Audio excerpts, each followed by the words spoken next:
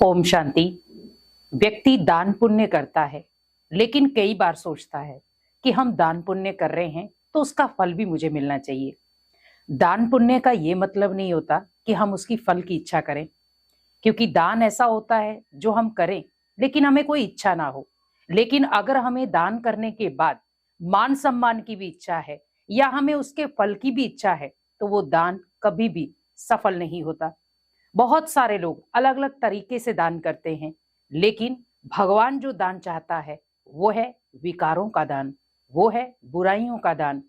क्योंकि आज हम बुराइयों का दान भगवान को नहीं दे रहे, हम भले करोड़ों आत्माओं को दान दे देंगे, लेकिन आप ध्यान रखें कि हमें उसमें अगर निस्वार्थ भावना नहीं जोड़ी, अगर हमने उसमें एक अपनापन नहीं जोड़ा, तो कहीं ना कहीं वो दान विफल हो जाएगा। बहुत सारे लोग अलग अलग तरीके से अलग अलग जगहों पर जाकर अलग अलग व्यक्तियों को दान करते हैं।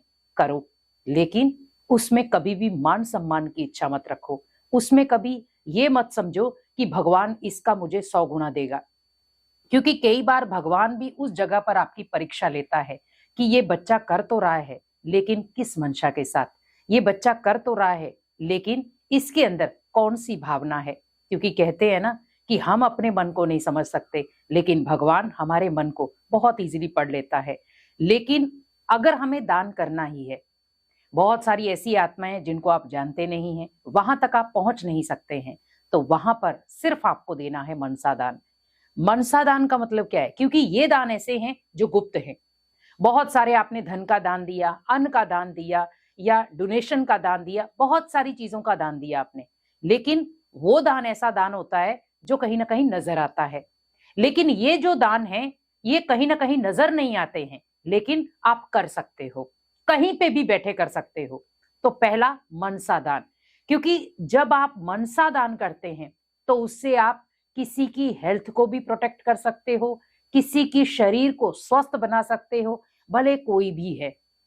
मनसा दान का मतलब है हीलिंग मेडिटेशन।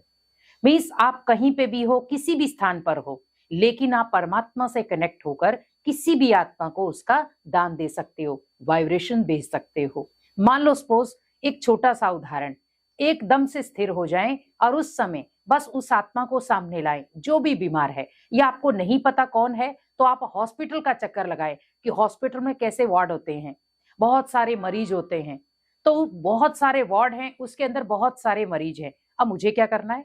उस वार्ड में जाकर खड़े होना है, अपने आप को एक मन के अकॉर्डिंग लेकर चलना है कि मैं उस वार्ड के अंदर खड़ा हूं और भगवान की शक्तियां मेरे अंदर आ रही हैं और मेरे से वो शक्तियां सभी मरीजों को जा रही हैं।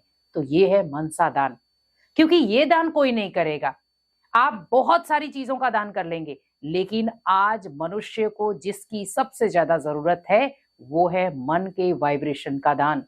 और जब आप मन के वाइब्रेशन का दान किसी को देते हैं, वही सर्वोत्तम दान गिना जाता है। आज व्यक्ति बड़ी बड़ी चीजों से, बड़े बड़े स्किल से अपनी अपनी चीजों को डेवलप कर रहा है, लेकिन अगर हम अंदरूनी रूप में कमजोर रह गए, हम धन तो हमें पर्याप्त मिल रहा है, आज कई जगह पे ऐसा भी है कि हम दान देते हैं लेकिन उसका गलत यूज कर लेते हैं।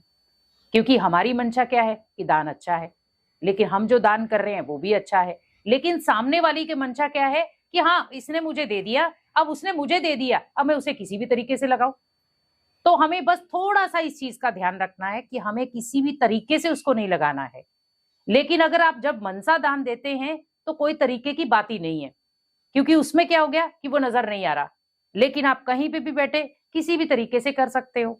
मान लो सपोज आपके पास धन नहीं है जो आप दान कर सको, तो आप मनसा दान तो कर ही सकते हो। दूसरा है सेवा दान।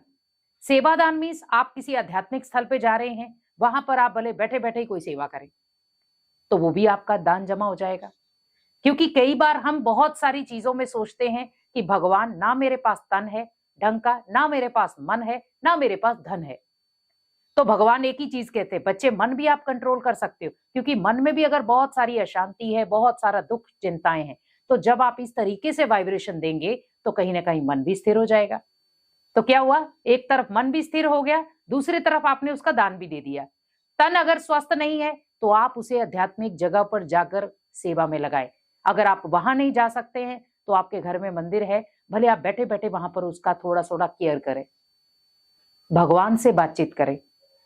धन नहीं, जरूरी नहीं है कि भगवान कहते हैं बच्चे धन का दान ही पर्याप्त है, लेकिन बहुत सारी ऐसी चीजें हैं जो दान कर सकते हो, क्योंकि गुप्त दान कहा जाता है महादान, और जो मनसा दान है वो गुप्त दान ही है।